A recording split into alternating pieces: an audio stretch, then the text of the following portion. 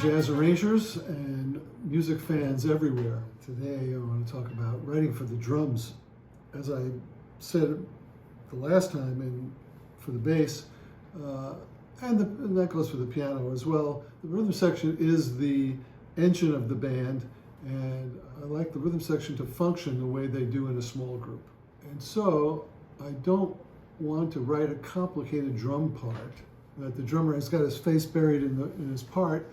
What I want him to do is I want him to listen to the chart, look at his part, which will be kind of a guide that lets him know what's going on in the arrangement, give him some kind of idea of where he needs to do what, but not what.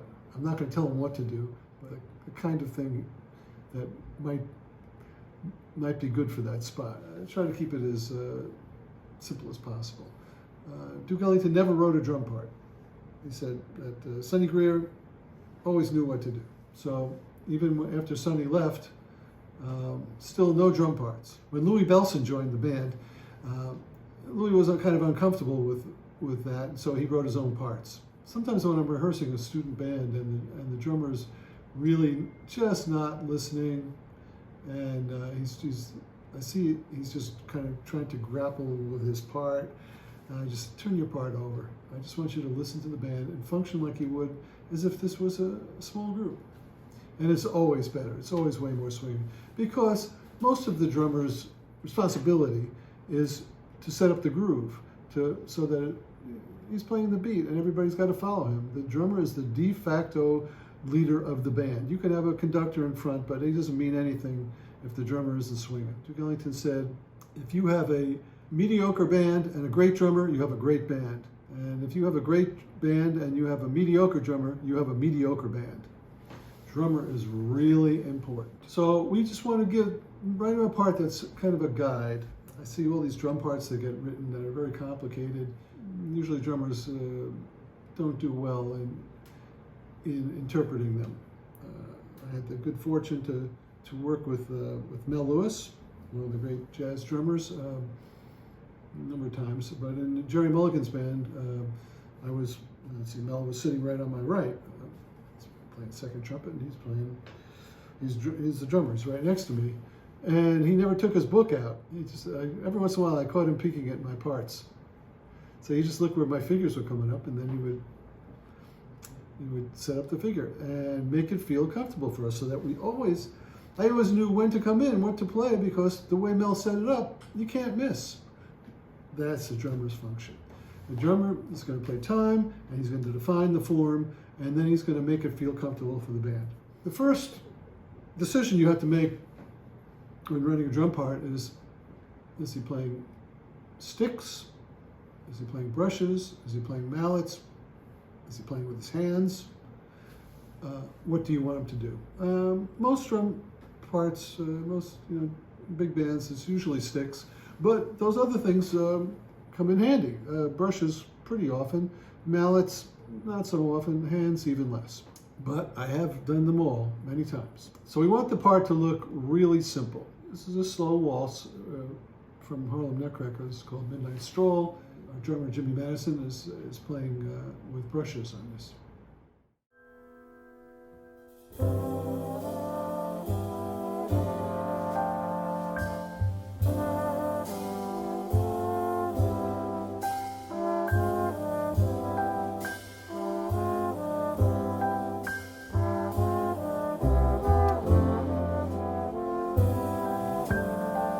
Mostly we write just a style and then slash marks. So I could say swing and then 4 slash marks in a bar and then repeats. That could go on for quite a while. As you can see, this is another piece from Harlem Nutcracker. This is a section of Snowflake Joys.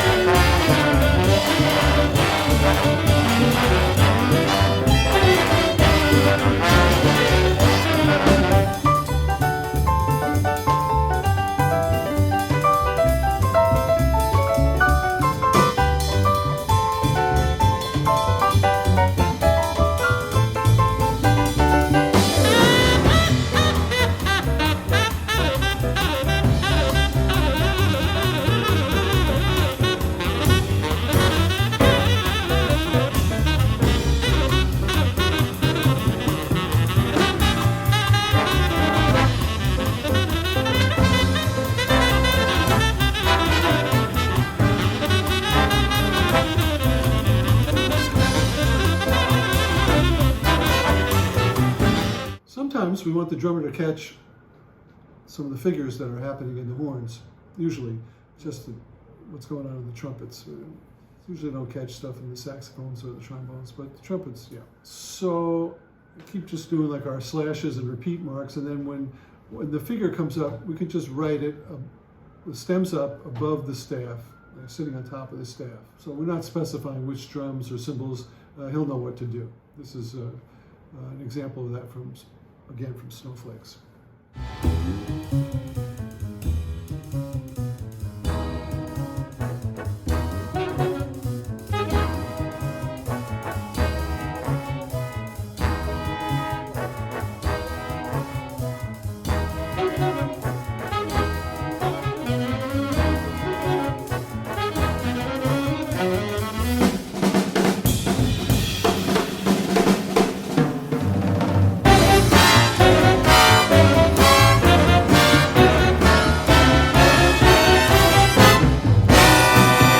Sometimes we want to just write a groove. We don't really care, or we don't want control over which drum or cymbal they play it on, but we just want to write out the rhythm. So we can write slashes with stems with those rhythms and put it in the staff.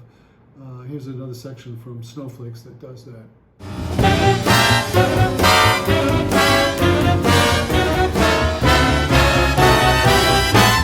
And then there are some times when we need something that's specific.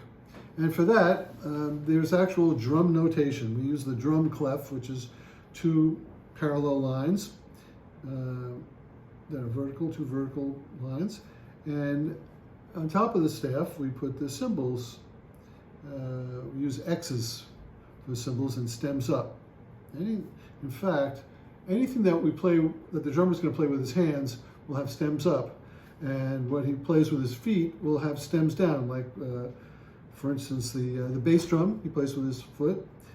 So the bass drum is on the bottom space, and that'll be stems down. Or if we want to notate the hi-hat, normally the drummer is going to put the hi-hat on 2 and 4. He'll just know when to do that with his foot. But if we're going to notate it, and it's going to be with his foot, we do stems down. The tom-toms go in the mounted tom goes in the top space, and the floor tom goes in the second space from the bottom, and the snare drum goes second space from the top. We want a rim knock or a cross stick. That sound, that's written in the snare drum space and with an X and stems up. And you might write rim knock. If the drummer doesn't know, but you might at least write that the first time. Try to write as little as possible with notation. Sometimes, though, I have to set up the groove, and then after that, I'll have repeat signs. Here's another piece from Harlem Nutcracker. This is the entr'acte. It's called Church Bells. Here's the whole chart, and you can see what the drum part looks like. It's got a notation, and then a lot of repeat marks, and then there are a couple of figures that happen in the horns.